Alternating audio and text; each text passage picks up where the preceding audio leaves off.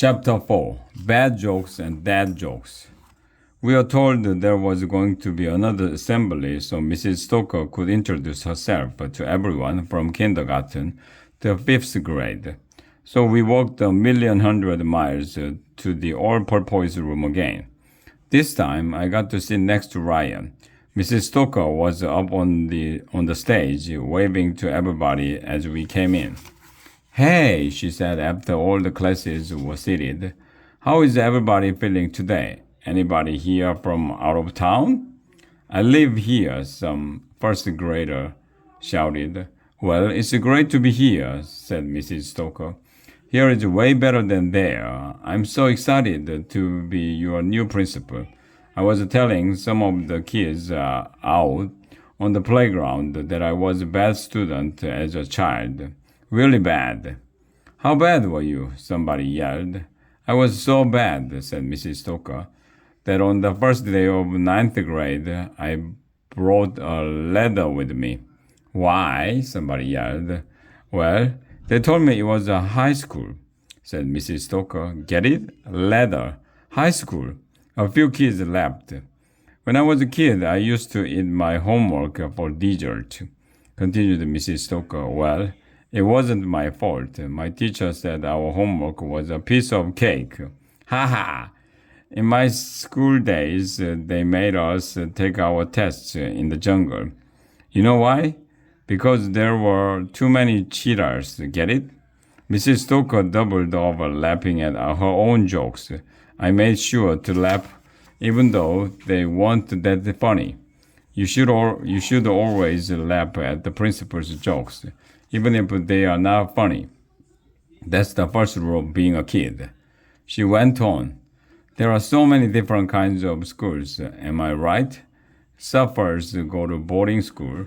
People who sell ice cream go to Sunday school." Boy, she sure knows a lot of jokes. "Do you know what a witch's favorite school subject is?" continued Mrs. Stoker. "Spelling. Get it? But seriously, did you ever notice that math books seem so sad? Well, they do have a lot of problems," and she went on. "Do you know what the king of all school supplies is?" "What?"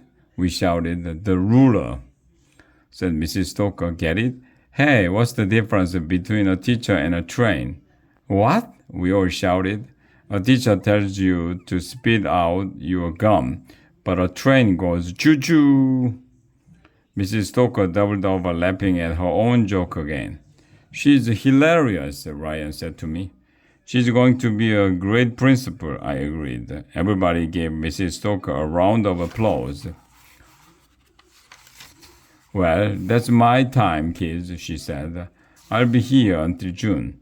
You've been a wonderful Audie." Mrs. Stoker didn't have the chance to finish her sentence because our vice principal, Mrs. Jeffy, stood up and raised her hand. "May I ask a question?" she said. "Certainly," said Mrs. Stoker. Ask away. "What qualifies you to be a principal?" asked Mrs. Jeffy. "Oh," everybody "oh'd." "How hard could it be?" Mrs. Stoker replied. "All the principal needs to do is yell at kids and decide whether to have recess inside or outside. I can handle that."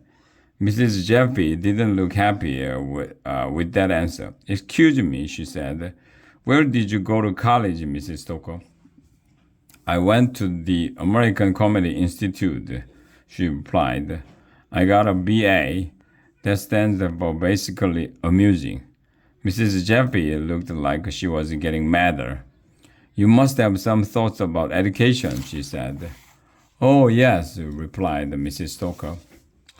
"I'm in favor of it." Our science teacher, Mr. Doker, put his hand up.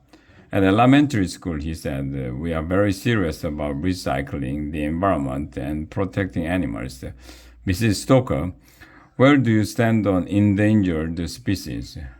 "Well, if they are endangered," she said, "I wouldn't stand on them." Then she doubled over, laughing again. "Hey, that's a good one. I think I will put it in my act." Some of the teachers looked angry, but Mrs. Stoker didn't seem to notice. Oh, before I go, she said, I have some good news. We'll only have half a day of school tomorrow morning. Yay, we all shouted. And we'll have the other half tomorrow afternoon, she continued. Boo, we all shouted. Even though I think she was just joking, Mrs. Stoker said we could go back to our classrooms. As we pringled up and filed out of the all-purpose room, we passed by Dr. Covers in the back. He was talking on his cell phone. Yes, he said excitedly. Mrs. Stoker is even worse than I thought she would be. The teachers already hate her. All she does is telling dumb jokes. She makes Klutz look like a principal of the year. This is going to be great. Soon, I'll be able to shut this place down and achieve my lifelong dream, turning elementary school into a toxic waste dump. Boo-ha-ha-ha! Asterisk. That guy is just mean.